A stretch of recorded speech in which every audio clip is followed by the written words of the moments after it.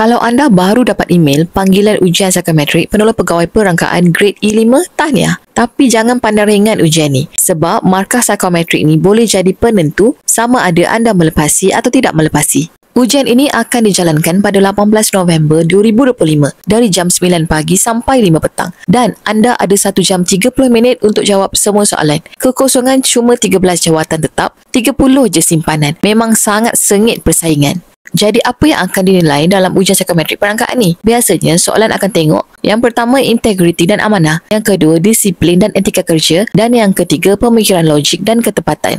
Contoh soalan 1, saya akan memastikan data yang saya kumpul dilaporkan dengan tepat walaupun hasilnya tidak popular. Jabatan ini sangat menekankan ketepatan data, jadi jawapan terbaik sangat setuju. Soalan kedua, saya masih mampu menyiapkan laporan walaupun terpaksa bekerja lebih masa. Ini menunjukkan komitmen dan ketahanan diri, jadi jawapan terbaik setuju atau sangat setuju. Soalan ketiga, saya lebih suka keputusan berdasarkan data berbanding pendapat peribadi. Ini menunjukkan calon objektif dan sesuai dengan bidang statistik. Jawapan terbaik sangat setuju. Tips nak skor?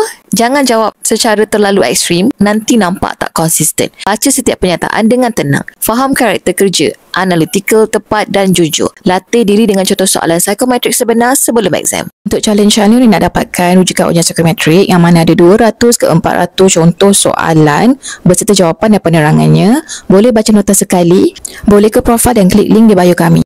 Ramai calon lebih bersemangat untuk jawab exam lepas diorang study rujukan ni. Jadi tunggu apa lagi? Jom jawab latih to be sekarang.